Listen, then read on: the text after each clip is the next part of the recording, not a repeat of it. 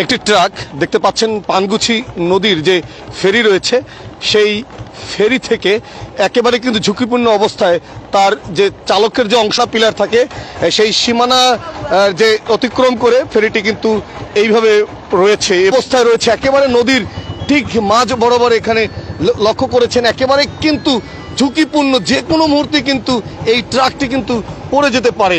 এবং এখানে দেখতে পাচ্ছেন আপনারা যে ট্রাকের কি অবস্থায় রয়েছে। এবং আমরা ইতিমধ্যে অসতর্কতা বশত বা ঘুমিয়ে পড়ার কারণে এই ট্রাকটি থেকে আসলে ফেরির যে সীমানা রয়েছে, আপনারা দেখতে পাচ্ছেন লাল যে সীমানা, সেই সীমানা ভেঙে তার অর্ধেক অংশ, বিশেষ করে চালক যে অংশে থাকে সেই চালকের অংশ কিন্তু লক্ষ্য করেছেন নদীর ঠিক মাঝ বরাবর রয়েছে। এবং বাকি যে অংশটুকু সেটি কিন্তু রয়েছে ফেরির উপরে। যে কোনো মুহূর্তেই কিন্তু আসলে এই ট্রাকটি নদীতে পড়ে যেতে পারে বলে স্থানীয়রা কিন্তু তারা বলছেন। এবং এখানে দেখতে পাচ্ছেন বিশেষ করে আমরা এখন কিন্তু রয়েছি আস্তে আস্তে কিন্তু এই ফেরিটি কিন্তু পানগুছি নদীর মাঝ বরাবর থেকে সেটি কিন্তু অপর প্রান্ত যে সোলমবাড়িয়া প্রান্ত রয়েছে সেখানে যাচ্ছে। এখনো হয়তো বা উদ্ধারকারী দল তারা উদ্ধার করবেন। এবং বিশেষ করে আজকে কুয়াশা থাকার কারণে প্রচণ্ড কিন্তু বারুইখালী প্রান্তে মানে মোরেলগঞ্জ প্রান্তে কিন্তু প্রচণ্ড যানজট সৃষ্টি হয়েছে এবং দীর্ঘ যানজটের সারি তৈরি হয়েছে। রফিক ভাই, আপনি কোথায় আছেন?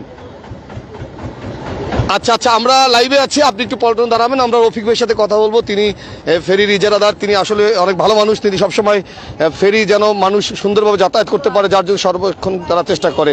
এবং এখানে দেখতে পাচ্ছেন, লক্ষ্য করুন, এই যে দেখুন আপনারা একেবারে কিন্তু নদীর মধ্যে কিন্তু, এবং চালকের অংশটুকু কিন্তু যে একেবারে পানির মধ্যে রয়েছে।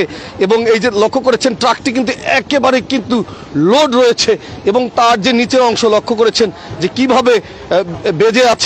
এবং আমরা সুজন হাসান ইউটিউবে রয়েছি সরাসরি লাইভে, সুজন হাসান ফেসবুক পেজেও রয়েছি। এবং আজকের এই ঘটনাটি ঘটে এবং স্থানীয় জনসাধারণ তারা কিন্তু এখানে ছিলেন, আমরা তাদের সাথে কথা বলবো কিভাবে কি অবস্থায় রয়েছে। এবং এই গাছগুলো কিছু অপসারণ করা হয়েছে, আমরা আবার একটু সামনের দিকে যেতে চাই। এবং ইতিমধ্যে এই ট্রাকটি কিন্তু এখান থেকে উদ্ধার করার জন্য উদ্ধারকারী যারা আছে তারা কিন্তু মোটামুটি কাজ করছেন। এবং এখানে দেখতে পাচ্ছেন দড়ি দিয়ে কিন্তু ট্রাকটিকে বেঁধে রাখা হয়েছে। আপনাদেরকে দেখাচ্ছি, ড্রাইভারের সাথে কথা বলতে চাই। ড্রাইভার তিনি আছেন কিনা, ড্রাইভার আছেন কিনা? ড্রাইভার কোথায়? ড্রাইভার কোথায়? ড্রাইভার নেই তো? আচ্ছা, আমাদের রফিক ভাই তো আসার কথা ছিল, উনি। এবং লক্ষ্য করেছেন কি অবস্থা রয়েছে, অর্ধেক অংশ যে নদীতে পড়ে যাওয়ায় এবং ট্রাকের বাকি যে মালামালগুলো রয়েছে, গাছগুলো রয়েছে, সেগুলো কিন্তু আনলোড করার কিন্তু এখন কাজ চলছে।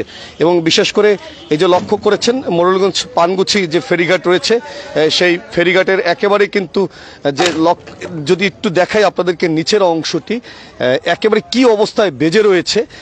যদি আসলে ভাগ্য ভালো তাদের, আসলে আমার মনে হয় আল্লাহ পাকের একটি রহমত যে আসলে কি অবস্থায় আছে।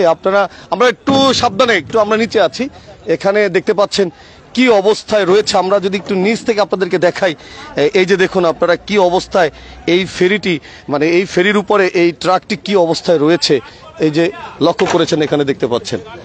এবং এখানে কিন্তু খুবই ঝুঁকিপূর্ণ, যে কোনো মুহূর্তে কিন্তু এই গাছগুলো একদিকে হেলে পড়তে পারে বা গাছগুলো দৌড় দিতে পারে, যার জন্য কিন্তু নিচে থাকাও কিন্তু প্রচণ্ড ঝুঁকিপূর্ণ। এবং এখন কিন্তু উদ্ধারের কাজ চলছে এবং বিশেষ করে এই ট্রাকে যে সকল গাছ রয়েছে বা সে আনলোডিংয়ের কাজ চলছে। এবং আমরা আশা করি যে আসলে এখান থেকে যেন দ্রুত যেন এই কাজ সম্পন্ন হয়। এবং আপনাদেরকে আমরা সুজন হাসান পেজের মাধ্যমে আপনাদেরকে দেখানোর চেষ্টা করেছি।